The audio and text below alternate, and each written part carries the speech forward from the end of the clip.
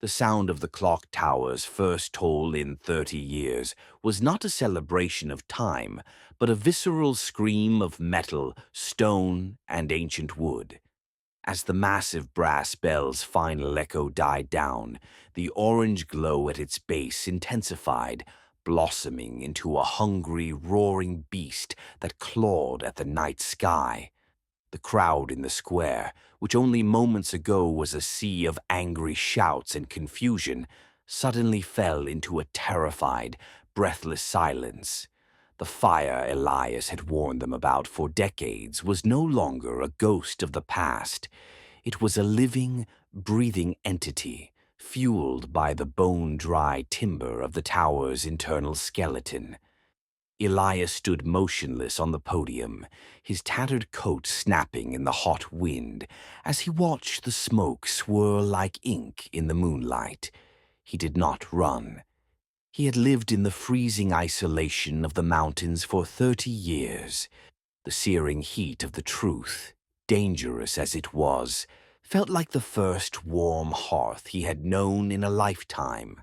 As the first panicked villagers scrambled for water buckets, the mayor saw his carefully constructed world crumbling faster than the scorched stones of his tower. His face, which for decades had been the picture of polished, silver-haired authority, was now a pathetic mask of frantic, sweating terror. He didn't look at the fire that was consuming his monument. His eyes were fixed solely on the black leather ledger Elias still held with bone-white knuckles. Without a single word of defense, the mayor lunged from the podium, not toward his people, but toward the dark, jagged mouth of the alleyway leading to the old mining shafts. He was a rat fleeing a sinking ship, desperate to reach the one thing he loved more than power, the secret cache of stolen wealth he had hidden beneath the mill's foundations. But the tunnels were no longer the silent escape routes they once were. They had become roaring chimneys, pulling the smoke of his own crimes deep into the earth. "He's heading for the shafts. We can't let the truth vanish with him." Clara's voice cut through the chaos like a whip. She didn't wait for Elias's permission. She knew that if the mayor disappeared into the labyrinthine dark, the full extent of the town's betrayal might never be truly documented. Elias followed her, his old legs finding a reservoir of strength he hadn't felt since the night of the original fire 30 years ago. They plunged into the base of the tower just as the massive internal beams began to groan and splinter under the weight of the heat. The air inside was thick and suffocating, smelling of ozone, burning parchment, and the dry, sweet rot of forgotten history. Elias felt the blistering heat against his skin, a sensation that usually triggered a panic of memories. But this time he didn't recoil. He walked into the heart of the smoke to reclaim his soul. They cornered him at the entrance to the primary mining shaft, where the air had turned a hazy, toxic yellow. The mayor was a broken shadow of himself, struggling with a rusted iron grate with hands that were blackened by soot and trembling with greed. He turned as they approached, his eyes wide and bloodshot, reflecting the flickering orange hell behind them. "You think this changes anything, Elias?" He spat, his voice cracking as he choked on the acrid air. "The town will still whisper your name in the dark. They'll say you set this fire too, just to finish what you started. You're the arsonist. That's all they'll ever see." Elias stepped forward, his shadow cast long and unyielding against the stone walls. "The difference, Arthur," Elias said, his voice a calm, low rumble that shook the mayor more than any shout, "is that tonight the whole town watched you hold the match." Driven by a final, animalistic surge of desperation, the mayor lunged at Elias. But Elias, The man who had spent 30 years wrestling heavy oak logs and forging iron in mountain solitude stood as firm as the pines themselves. He caught the mayor's wrists in a grip that felt like cold stone. For a long, agonizing heartbeat, they were locked together in the center of the burning tower. The man who had stolen a life, and the man who had survived the theft. In that moment, the mayor looked into Elias's eyes and found no rage, no desire for blood. He found only a profound, weary pity. That was the blow that finally broke him. The mayor slumped to his knees, his spirit collapsing as he realized that no amount of gold hidden in the tunnels could buy back the shadow of the man he used to be. The groaning of the tower reached a deafening crescendo, a sound like a mountain of glass about to shatter. "We have to leave, Elias. The upper floors are coming down," Clara shouted, her hand tugging desperately at his arm as ash began to rain from the ceiling. The heat was now a physical wall, pushing them back. Elias looked down at the mayor, then at the roaring mouth of the tunnel where the fire was beginning to common, chimney upward. He could have walked away. It would have been a perfect poetic justice for the man who burned the mill to be consumed by the tower he built on those very lies. But Elias reached down, grabbed the mayor by his tattered collar, and began to drag him toward the light of the square. "Not today, Arthur," Elias muttered through the smoke. "You're going to live long enough to hear every person in this town tell you the truth." Just as they stumbled out into the cool night air of the square, a sound like a thunderclap echoed through the entire valley. The Great Clocktower, the hollow symbol of Whispering Pine's prosperity, finally surrendered to the flames. It didn't collapse outward onto the homes of the innocent. It buckled inward, a pillar of fire and ancient stone, descending into the hollow earth of the tunnels below. When the massive brass bell hit the cobblestones, it gave one final, mournful chime that could be heard all the way to Elias's mountain cabin.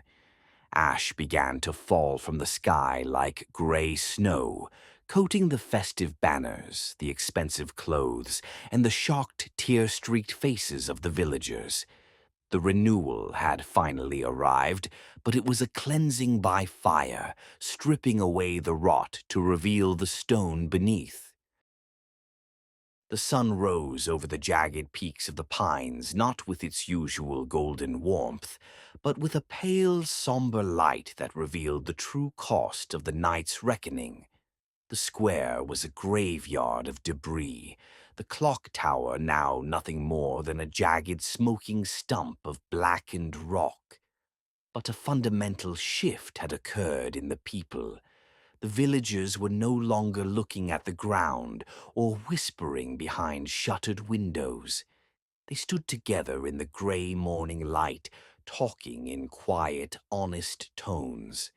The black leather ledger was being passed from hand to hand among the elders, the red ink of their debts finally exposed for what it truly was, a chain that had been used to bind them to the mayor's will for 30 years. Clara approached Elias as he sat on a low stoned wall, watching the last of the smoke drift toward the mountain. In her hands she carried a small, charred wooden box she had managed to snatch from the vault just seconds before the collapse. She opened the lid to reveal a set of delicate, hand-forged carving tools, the very ones Elias's father had used, and the ones Elias had thought were lost in the mill fire 3 decades ago. "I think these belong to the man who actually built this town," she said softly.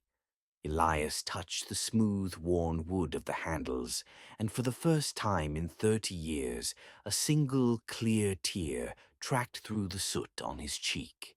He realized then that while the town had been rebuilt on lies, His true legacy had been waiting in the dark for someone like Clara to bring it back to the light.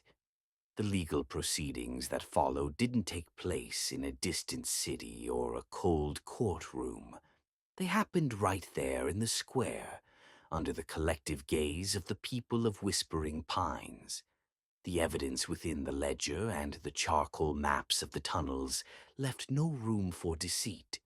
The mayor and his accomplices were stripped of their titles and their stolen wealth, their properties seized to pay back the families they had defrauded. But the villagers didn't want the money. They wanted the land and the honesty back. They decided that the old mill would be rebuilt, not as a factory of debt, but as a center for the master craftsmen who had once made the town famous across the region. Months passed, and the rhythmic sound of hammers and saws once again filled the valley. But this time the labor was shared. A new mill rose from the riverbank, and at the heart of the workshop was a master's bench reserved for the man who understood the grain of the cedar better than anyone alive. Elias didn't move back to the village permanently. He still found his truest peace in the silence of his mountain cabin. But every week he would descend the trail to teach the town's youth how to carve, not just wood, but a future that wasn't shadowed by secrets. Clara became the town's first true archivist, ensuring that the contract of ash was preserved in the new library as a permanent warning against the cost of a comfortable lie. The story ends where it began, high on the mountain porch as the first snow of winter begins to dust the needles of the pines. Elias sits in his rocking chair, a fresh piece of cedar in his lap and a sharp blade in his steady hand. He looks down at the lights of Whispering Pines twinkling in the dusk below. There is no great clock tower anymore, but the people there no longer need a bell to tell them what time it is. They know it is a time for truth. They know it is a time for peace. Elias breathes in the crisp, clean air, and as he makes the final, perfect cut into the wood, the only sound is the soft, rhythmic sigh of the wind, the final, gentle echo of a story that has finally found its way home. The great clock tower has fallen, and with it the reign of a lie that lasted a generation. Whispering Pines is changed forever, but the story lives on in our memories. Elias chose mercy over fire, a decision that will be debated for years to come. Tell us your theory. Do you think the town will truly change, or are there more secrets still hidden in those mining tunnels? We read every single comment, so let's discuss the ending below. If you want to see more atmospheric mysteries like this one, hit the like button and subscribe. Your support keeps these stories alive. Thank you for watching the finale of Whispering Pines Echoes.